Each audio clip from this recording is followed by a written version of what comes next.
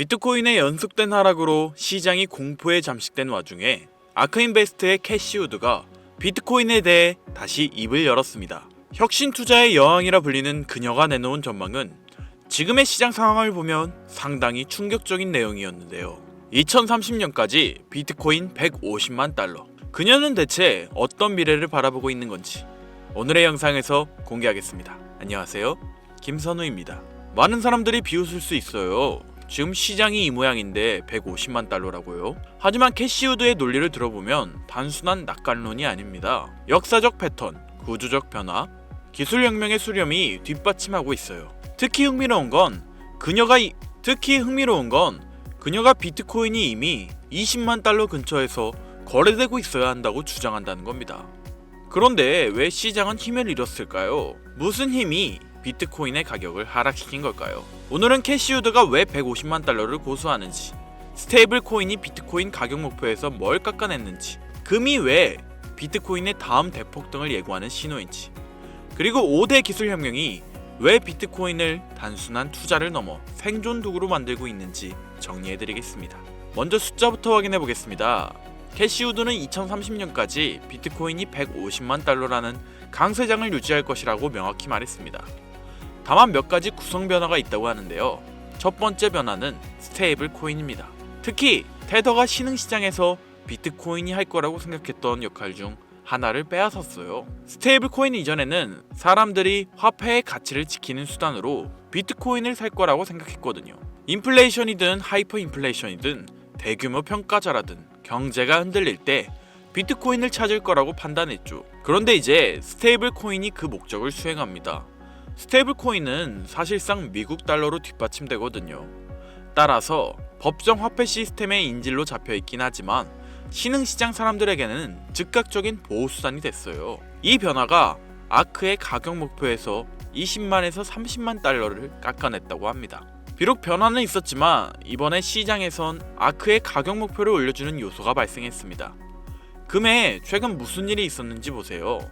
금이 지난 2년간 2배로 올랐습니다.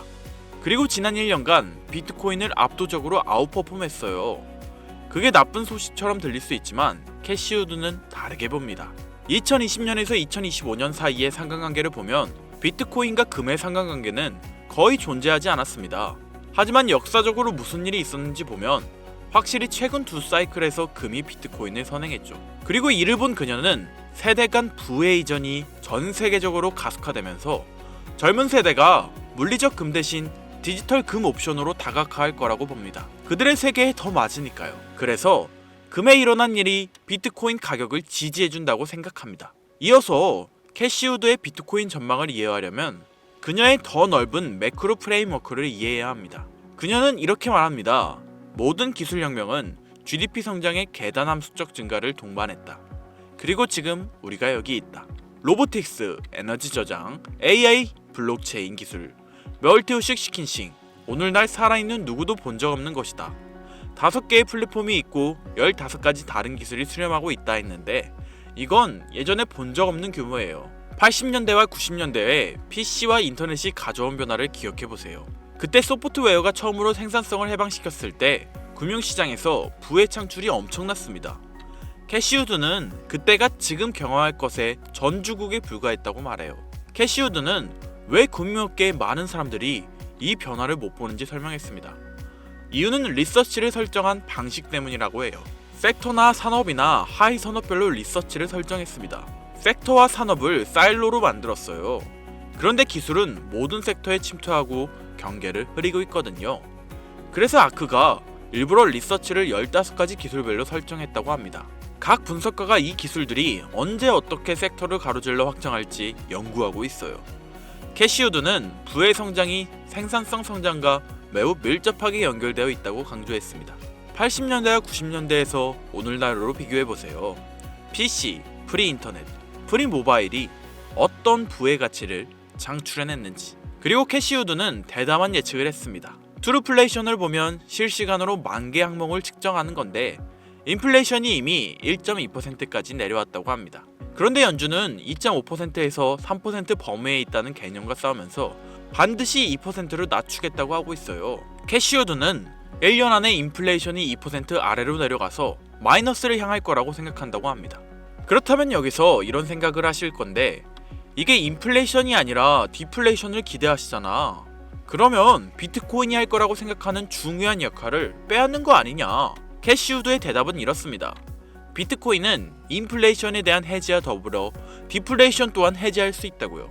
2008년과 2009년을 보면 재앙적인 디플레이션이 글로벌 금융 붕괴를 위협했고 모든 종류의 카운터파티 리스크를 도입했어요. 비트코인은 그것에 대한 해지로 탄생했습니다. 셀프 커스테디를 하면 어떤 카운터파티 리스크에도 노출되지 않거든요. 내 것이고 내 지갑에 존재합니다. 따라서 캐시우드는 비트코인이 인플레이션과 디플레이션 모두에서 매우 중요한 역할을 한다고 생각합니다. 특히 5대 기술 혁신 플랫폼 15가지 기술이 수렴하면서 세상이 얼마나 파괴적으로 변할지에 대한 전망이 맞다면요. 전통적인 세계 질서에 많은 혼란이 있을 거고 많은 사람들이 예상하는 것보다 훨씬 더 많은 파산이 나올 거라고 합니다. 이 맥락에서 비트코인은 단순한 투자를 넘어섭니다. 생존 도구가 되는 거예요. 또한 캐시우드가 보는 또 다른 비트코인의 핵심 동력이 있습니다. 그건 바로 세대 간 부의 이전인데요. 전 세계적으로 세대 간 부의 이전이 가속화되고 있습니다. 젊은 세대가 물리적 금 대신 디지털 금 옵션으로 다각화할 거라고 봐요. 이건 논리적입니다. 20대, 30대가 금괴를 사서 금고에 넣을까요? 아니면 비트코인을 사서 디지털 지갑에 넣을까요? 디지털 네이티브 세대에게 비트코인이 훨씬 자연스러운 선택이에요. 캐시우드의 2030년 150만 달러 강세장은 비트코인이 현재 금에 보유된 부의 상당 부분을 차지한다는 가정입니다. 보장된 결과가 아니에요. 하지만 구성 요소들을 보면 논리는 명확합니다. 스테이블 코인이 20만에서 30만 달러를 깎아냈지만 금의 랠리가 디지털 금을 높여주고 있어요. 세대 간 부의 이전이 가속화되면서 젊은 세대가 비트코인을 선택하고 있고 5대 기술혁명이 전례 없는 경제 성장을 가져올 거라면 비트코인의 가치는 따라 올라갈 겁니다. 인플레이션 환경에서는 희소성 때문에, 디플레이션 환경에서는 카운터파티 리스크 제로 때문에 어느 쪽이든 비트코인이 가치를 가진다가 그녀의 논리입니다. 그리고 이런 그녀를 지지하려는 듯 암호화폐 대통령은 지속적으로 비트코인 가격 상승을 위해 노력해오고 있지 않습니까? 여러분들도 이미 보셨을 겁니다. 트럼프 행정부가 델타 포스를 투입해 베네수엘라 마두로 정권을 전격 체포하는 것도 모자라서 동시에 뜬금없이 덴마크의 그린란드 매입을 다시 강요하고 있다는 뉴스 보셨을 겁니다. CNN이나 공중파 뉴스에서는 이걸 트럼프의 제국주의적 야욕이다, 석유를 노린 전쟁이다, 혹은 단순한 독재자 처단이다 라고 언급하고 있는데 결론부터 말씀드리자면 전부 틀렸습니다. 트럼프는 지금 전쟁을 하고 있는 게 아닙니다. 그는 지금 쇼핑을 하고 있는 건데요. 그것도 국가의 장부, 즉 밸런스 시트를 통째로 갈아엎는 국가 단위의 구조조정을 진행 중이라고 보는 것이 훨씬 합리적입니다. 2026년 미국의 부채는 한계에 달했습니다. 월가의 영웅 레이 달리오의 분석처럼 부채 사이클이 끝자락에 이르자 전 세계 그 누구도 예전처럼 미국 국채를 사려고 하지 않죠. 달러라는 종잇돈의 신용이 흔들리는 이 정체절명의 시기에 미국이 선택한 생존 전략은 무엇일까요? 바로 종이를 버리고 실물을 채우는 것입니다. 1월 3일 마두로 체포, 1월 4일 덴마크 그린란드 매입 압박, 1월 7일에 발표된 대형 기관 투자자의 단독주택 매입 금지 선언까지 이 모든 건 하나의 신호를 보내고 있는데요. 지금의 흐름을 이해하시려면 미국 내부에서 진행된 대형 기관 투자자의 단독주택 추가 매입 금지 선언을 확인하셔야 합니다. 표면적인 명분은 훌륭하죠. 블랙록 같은 거대한 자본을 가지고 있는 대형 투자자들이 우리 서민들이 사야 할 집을 다 사버리니까 서민들은 살 집이 없어지고 월세가 너무 비싸지는 겁니다. 그러니 트럼프 입장에선 야, 기관들 이제 부동산에서 손 떼! 라고 발표한 건데요. 당연히 서민들은 환호하였습니다. 하지만 저는 트럼프의 움직임과 이 법안이 반드시 하나의 연결고리를 가지고 있을 것이라 확신했는데요. 금융의 관점에서 이 조치는 기업들에게 부동산 시장에 대한 사형 선고나 다름없습니다. 지금까지 거대 기업들은 남아도는 현금 유동성을 어디에 파킹해놨습니까? 가장 안전하고 덩어리가 큰 미국 부동산이었습니다. 말 그대로 기업들의 전용 주차 자리 중 하나를 정부에서 막아버린 겁니다. 그렇다면 부동산 시장에 사용되었을 수천, 수조 원의 돈은 어디로 흘러들어갈까요? 돈은 가만히 있으면 그 가치가 떨어집니다. 그 말은 어딘가로는 반드시 흘러가게 된다는 건데 주식시장은 이미 대세 상승장이 시작된 지 오래됐고 AI 거품론으로 언제 떨어질지 모르는 상황입니다. 미국 부채율이 높아 채권은 매력이 없고 갈 곳을 잃은 이 거대한 유동성을 받아줄 덩어리가 크면서 아직 저평가된 새로운 그릇이 필요해진 시점인 거죠. 그런데 기업들이 방법을 궁리하던 와중 미국 정부가 대놓고 방향을 제시해 주었습니다. 미국 청산예탁결제원 DTCC가 발표한 스마트 나비 프로젝트와 캔톤 네트워크 테스트. 이게 전문용어라 어렵게 느껴지시겠지만 쉽게 말해서 주식이나 부동산 같은 실물 자산을 코인으로 만들어서 기관들끼리 24시간 거래할 수 있게 만든 기업 전용 네트워크 RWA가 되겠습니다. 트럼프는 한쪽에서는 행정명령으로 구시대의 자산인 실물 부동산 매입을 막아버리고 다른 한쪽에서는 법안을 통해 신시대의 자산인 디지털 자산 시장에 문을 열어주고 있는 겁니다. 자, 그렇다면 여기서 의문이 드실 겁니다. 이들이 이렇게 강제적으로 고여있는 자본을 움직이려는 이유는 무엇일까요? 단순히 비트코인 2억, 3억 가는 게 목표라서요? 아닙니다. 그들이 보고 있는 건 코인 시장을 넘어선 더 거대하고 본질적인 패권의 이동입니다. 최근 일론 머스크는 한 팟캐스트에서 이런 말을 했습니다. 미래의 화폐는 달러나 금이 아니라 전력량 에너지가 곧 화폐가 될 것이라고요. 이게 당장 들으셨을 땐 이해가 어려우시겠지만 핵심은 이겁니다. 지금까지의 달러는 신용을 기반으로 사용되었습니다. 미국 정부가 보증한다는 믿음에 기반한 어떻게 보면 그냥 종이 쪼가리였죠. 하지만 지금 세상은 변하고 있습니다. 앞으로는 AI와 로봇이 일을 하는 세상이 올 거고 이를 움직이는 건 종이가 아니라 바로 전기입니다. 전기가 끊기면 AI도 금융도 비트코인도 멈춥니다. 즉, 전기를 가진 자가 화폐를 발행하는 권력을 진다. 이것이 바로 머스크가 꿰뚫어본 에너지의 본질인 겁니다. 왜 트럼프가 이 시국에 갑자기 델타포스를 베네수엘라로 보내고 덴마크한테 그린란드를 내놓으라고 윽박지르는지 이상하지 않으셨습니까? 언론은 영토 확장이라 떠들고 있지만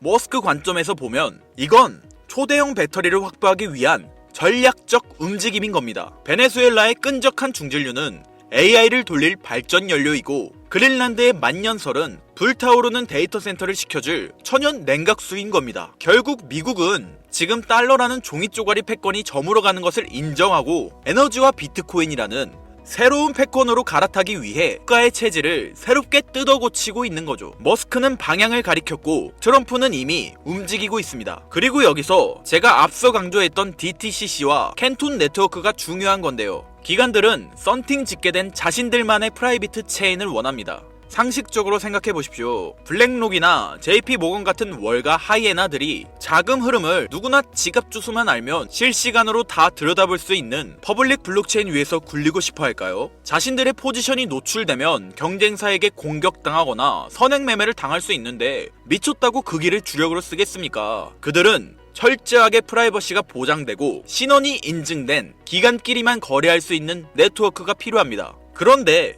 기업들이 자기들끼리 노는 프라이빗 체인을 쓰면 개인 투자자들은 캔톤 네트워크에는 우리가 투자도 못하고 이걸 알아도 무슨 상관이냐 라고 생각하게 될 텐데 맞습니다. 우리는 여기에 투자를 못하죠. 하지만 여기에는 틈새가 존재합니다. 기관들이 자기들끼리 지하 고속도로에서 돈을 굴리더라도 결국 그 유동성을 현금화하거나 외부로 빼내려면 반드시 일반 국도인 퍼블릭 체인과 만나는 인터체인지를 거쳐야만 합니다. 즉, 기관의 프라이빗 장부와 우리가 쓰는 퍼블릭 블록체인을 기술적으로 그리고 법적으로 연결해주는 유일한 연결고리. 그러면서도 머스크가 강조한 에너지 데이터까지 처리할 수 있는 미들웨어 코인이 반드시 필요한 거죠. 이건 가능성의 이야기를 하는 게 아니에요. 반드시 이루어질 절차 중 하나입니다. 기관들의 비밀 문서와 머스크의 발언을 종합했을 때 이 히든 코인은 반드시 다음 3가지 조건을 충족해야만 할 것입니다.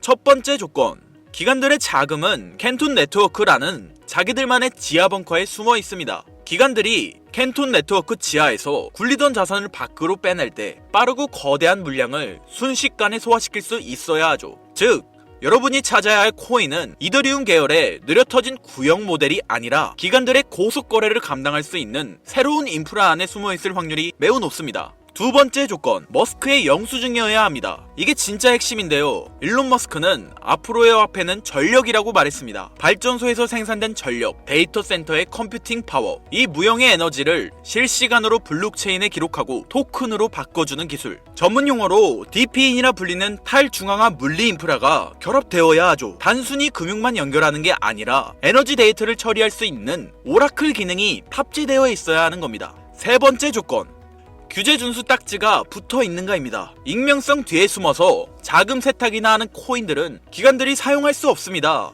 반대로 디지털 신원 인증 기능이 내장되어 있어서 이 돈은 불법 자금이 아니라 삼성전자가 보낸 돈입니다 라고 꼬리표를 붙여줄 수 있는 화이트리스트 코인. 기관들은 오직 이런 코인만 파트너로 인정할 텐데요. 이 세 가지를 충족시키는 코인은 단 하나입니다. 여기서 이제 그래 네가 생각하는 그 종목이 뭔데? 라고 답답해 하실 분들이 있으실 거예요. 제가 여러분께 종목을 딱 정해드리면 속이 시원하시겠죠? 하지만 저는 종목을 찝어주는 리딩방을 운영하려는 게 아닙니다. 저는 여러분께 고기를 잡을 수 있는 그물을 만들어 드릴 건데요. 이 그물에 걸리는 코인이 있다면 그게 바로 2026년 전 세계에서 가장 주목받는 히든 코인이 될 것입니다. 그리고 그 히든 코인을 저는 영상에서 공개할 생각입니다. 솔직히 남들에게 공유해드리는 게 아깝습니다. 저 또한 전업 트레이더이기 때문에 한 달, 두 달을 밤을 새워가며 분석한 이 종목을 그냥 공개한다는 게 솔직한 마음으로 아깝다는 심정이 드는 게 사실입니다. 화면에 보이는 번호 제 개인 번호입니다. 아까운 건 아까운 거고 제 영상을 끝까지 시청해주신 것에 대한 고마움을 저는 알고 있기 때문에 아쉬운 마음을 뒤로하고 구독자님들에게 공유하기로 마음먹었습니다. 자료라고 문자 보내주세요. 혹시 화면이 잘 안 보이신 분들은 댓글에 있는 링크를 통해 연락처를 남겨주시면 제가 해당 자료를 공유해드리도록 하겠습니다. 전해드릴 내용은 여기까지이고요. 영상 재미있게 보신 분들은 구독과 좋아요 한 번씩 꾹꾹 눌러주시고 다음에 더 좋은 영상으로 찾아오겠습니다. 감사합니다. 김선우였습니다.